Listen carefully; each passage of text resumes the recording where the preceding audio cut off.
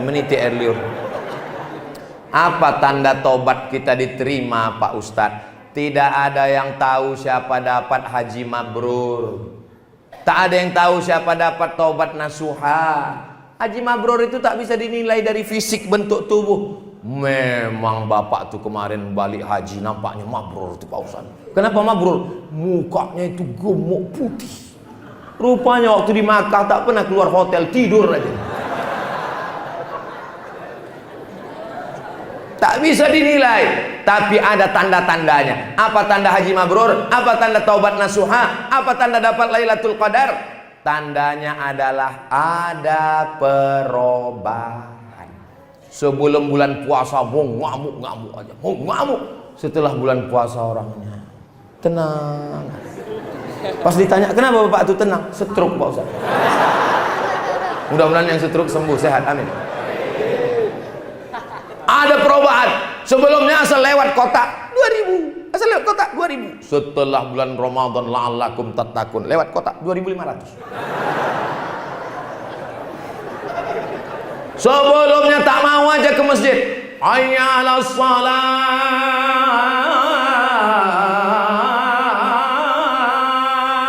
kelepak balak 6. Tapi setelah bulan suci Ramadan, belum lagi azan, hari Jumat jam 11 sudah terduduk. Pas ditanya, kenapa kau datang? Salah nengok jam. Sebelumnya jilbabnya itu tak peduli sama jilbab, asal mau pergi undangan, nama jilbabnya pasrah tapi tak rela. Tapi setelah dia Ramadan, jilbabnya panjang, bajunya panjang, ada perubahan. Alhamdulillah Pak Ustadz, saya setelah Ramadan kemarin 5 yang berubah Pak Ustadz. Apa itu?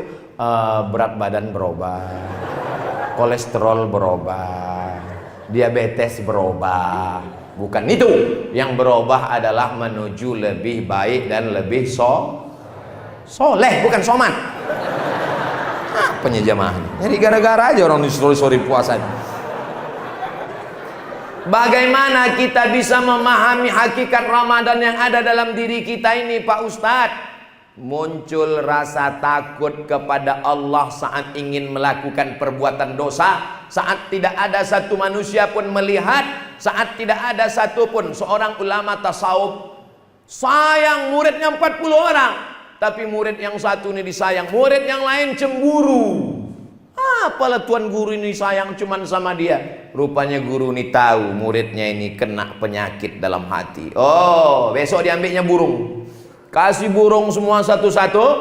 Kalian murid-muridku yang 40 pergi kalian ke hutan, ke gunung, ke gua, ke laut. Cari di mana tempat kalian tak ada ditengok orang, potong burung ini. Dibawanya, tak lama semua membawa burung, leher sudah putus semua. Ini guru. Murid yang disayang datang membawa. Masih hidup. Kenapa tak kau potong? Aku pergi ke gunung, aku pergi ke laut, aku pergi ke danau, aku pergi ke gua, aku pergi ke pokok kayu. Aku tidak pernah merasa sendiri. Aku selalu diperhatikan Allah. Itulah hakikat puasa. Muraqabatullah, musyahadah, mempersaksikan persaksian yang dipersaksikan oleh Allah Subhanahu wa taala. Mudah-mudahan itu melekat ke dalam hati kita nanti insyaallah. Makanya tiap bulan paling tidak ada puasa 3 hari, Ayyamul Bait 13, 14, 15. Kalau cuma 3 hari upil tuh Pak Ustadz, saya sanggup 8 hari, mantap. Senin Kamis, Senin Kamis, Senin Kamis, Senin Kamis. Kalau cuma 8 hari kecil tuh Pak Ustadz, saya sanggup puasa Nabi Daud, mantap. 15 hari. Kalau 15 hari kecil tuh Pak Ustadz, saya sanggup puasa 30 hari. Tengok dulu. Kalau ada anak bini tak boleh. Kenapa? Karena kalau kau puasa 30 hari tak berselera, kau nengok bini kau tuh lagi. Tapi menengok bini orang berselera. Tapi kalau istrinya tak ada, sebatang kara dia sanggup, boleh. Suami sudah meninggal, anak tak ada, maka perempuan boleh. Aisyah istri Nabi, setelah Nabi meninggal, dia puasa dahar setiap hari sampai meninggal. Saya ketemu bapak-bapak di Kudus. Pas makan di rumah dia, Ustaz Somad silakan makan. Bapak enggak makan. Aku saiki poso Pak Ustaz. Wis pirang-pirang dino.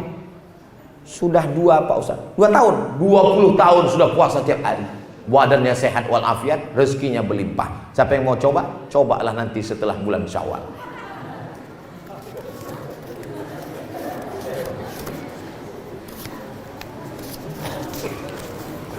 Saya bekerja sering melakukan safar, waktunya musafir.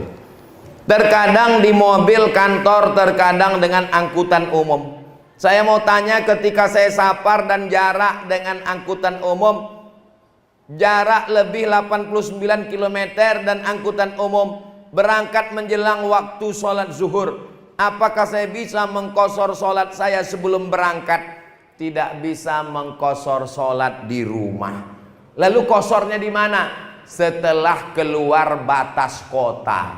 Jadi kalau mau pergi ke Tanjung Pura, maka lewat dulu keluar batas kota Medan, masuk ke Binjai, ada masjid, barulah sholat. Itu kalau mobil pribadi. Kalau pakai pesawat, mana mungkin pesawat itu singgah Pak Ustadz? Gimana caranya? Maka sholatnya jamak saja, tak pakai qashar. Zuhurnya 4 rakaat, asarnya tetap 4 rakaat. Kenapa tak ada qashar? Kenapa tak jadi 2? Karena ilat, sebabnya belum ada. Sebabnya apa? Dia belum musafir. Syarat musafir mesti setelah keluar batas kota. Jelas? Kalau tak jelas, ulang-ulang nanti ceramah saya. Bisa diulang Pak Ustadz? Bisa. Di mana diulang? Itu kan direkam. Channel Ustadz Abdul Somad Official. Subscribe, like, share, and comment. Dia iklan itu memang di ujung-ujung. Bagaimana cara kita menjaga agar akhlak dan moral kita tidak rusak di zaman ini Pak Ustadz? Lingkungan kita ada 3. Yang pertama, lingkungan tempat tinggal. Bersyukurlah masyarakat yang ada sekitar Masjid Istiqomah ini, karena lingkungannya baik-baik. Datang subuh, zuhur, asar, maghrib, isya, insya Allah terjaga akhlaknya. Amin. Yang kedua, lingkungan di tempat kerja. Bersyukurlah Bapak Ibu yang di tempat kerjanya orangnya baik-baik, mengingatkan, udah kau sholat, udah kau puasa. Jangan sampai di tempat kerja, gimana bro, dugem kita malam ini. Tahu dugem? Dugem itu artinya duduk sambil gemetar. Lingkungan tempat tinggal, lingkungan tempat kerja. Yang ketiga, lingkungan medsos. Perhatikan FB, Instagram, TikTok, Twitter, dan grup-grup WhatsApp.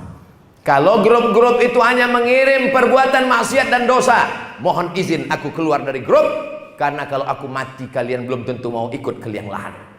Itu kata Ustadz Abdul Somad. Grup SD, grup SMP, grup SMA, kirim-kiriman gambar. Mana gambar laki kau? Itu, yang kurus kering macam triplek itu. Apa ini? Ditanya sama suami, kenapa kau WA sama dia? Dia udah macam abangku. Aku kan tak punya abang. Berawal dari macam, berakhir dengan macam-macam. Waspadalah. Kejahatan terjadi bukan karena ada niat dari pelakunya, tapi karena suami letoy tak bertenaga.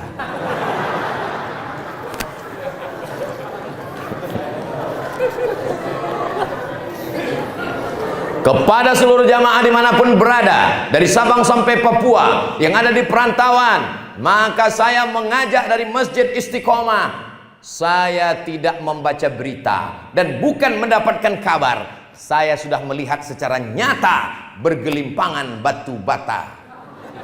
Kirimkan donasi Anda ke Masjid Istiqomah, Bank Mandiri Syariah. Nomornya 711-6543-111. Sekali lagi, 711-6543-111. Bukan milik pribadi, rekeningnya atas nama Panitia Pembangunan Masjid Istiqomah. Ingat, kematian segera datang. Malaikat maut sudah di simpang Sungai Sekambing.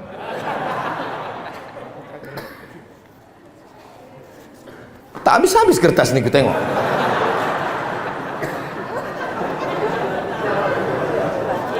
Asar jam 15.05. Asar jam pokoknya asar lah nanti. Pas Bapak Ibu sholat asar, jangan balik dulu sholat asar. Pas kalian sholat asar, itulah saya pulang. Ustaz Somad kok tak sholat? Saya sudah sholat jamak takdim. Jumat, Sabtu, Ahad, Senin, 4 hari masih bisa. Besok saya pulang ke Pekanbaru. Tapi kita tak pernah berpisah. Kenapa? Karena kita senantiasa bersama dalam doa. So sweet. Assalamualaikum Ustaz. Waalaikumsalam. Izin bertanya Pak Ustaz, apa yang harus saya lakukan ketika saya mengajak seorang gadis serius ini?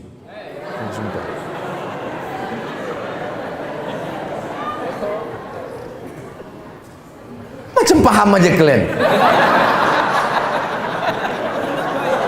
Ada anak kecil ke masjid, inilah kebanggaan kita. Ada anak kecil, ada anak kecil, ada anak-anak, itu anak. Oh, oma-oma, mohon maaf. Ada anak kecil. Inilah yang akan melanjutkan perjuangan masjid kita ini ke depan. Kalau ada anak-anak kecil ke masjid, itu insya Allah selamat masjid kita ke depan. Tapi kalau udah tak ada lagi anak-anak di masjid, apa yang harus saya lakukan ketika saya mengajak seorang gadis menikah? Lalu dia mengatakan, setelah selesai mondok lah bang, tapi saya minta akadkan dulu.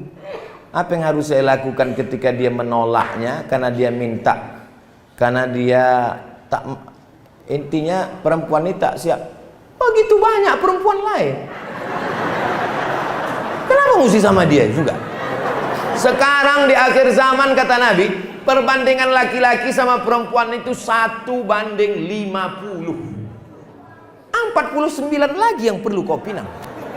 Kenapa mesti sama dia juga? Bunga bukan setangkai, kumbang bukan seekor, patah tumbuh hilang berganti, hilang satu tumbuh 1000. Kalau kalian anak-anak muda, aku aja yang sudah tua, kurus, kering, hitam begini, cobalah tengok di komen-komen di Instagram yang followernya 7 juta itu. Maksudnya yang belum follow lah. Tengoklah di YouTube itu apa komen mereka. Padahal saya ini udah tua, udah lewat 40. Saya ini jelita, jelang 50 tahun. Apa komen mereka? Ustadz, jadikan aku yang kedua ya. Apalagi kalian yang muda-muda yang ganteng-ganteng ini, kenapa pula kalian takut? Jadi kalau ada perempuan tanya dia, Dek, aku tak mau pacaran-pacaran, aku takut dosa. Nanti aku ini silap. Aku ini bukan playboy cap tupai naik pokok kelapa, belobang semua pokok kelapa. Aku tahu kau punya harkat martabat. Aku ini niat baik. Sudikah engkau menjadi ibu bagi anak-anakku di masa akan datang? Sudikah engkau menemani aku sampai ke pintu surga bersama Rasulullah? Kalau kata dia, I do. Do you marry me? I do. Tapi kalau kata dia, aku mau mondok dulu, mau ini. Wih, bunga bukan setangkai, kumbang bukan seekor, patah tumbuh hilang berganti, hilang satu tumbuh 1000. Kalau kau tak sanggup, nanti jadwal saya kemari ke Medan, kita pinang sama-sama, kita cari yang lain. Cuman kalau bisa jangan sama saya.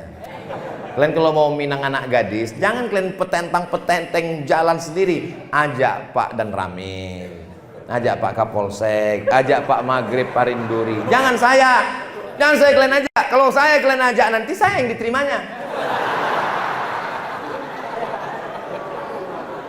Ada juga lagi. Badan Kemakmuran Masjid Istiqomah Jalan Amal Luhur nomor 92 Medan Helvetia, duit yang terkumpul 27 juta. Ini baru upil-upilnya aja ini. Ini baru ini baru receh-receh yang dibawa. Belum lagi yang transfer, belum lagi nanti yang sahur, belum lagi yang nanti malam. Insya Allah akan terkumpul selesai ini insya Allah. Amin. Ila hadratin Nabil Mustafa Muhammadin sallallahu alaihi wasallam wa alihi at-tayyibin at-tahirin wa ashabil mayamin wan nabiyyin wa siddiqin wa syuhada wa salihin wal malaikatil muqarrabin wal ulama'il amilin wal awliya'is salihin wa ala hadhihi an-niyyah wa kulli niyatin salihah. Untuk segala niat yang baik-baik ini, Al-Fatihah.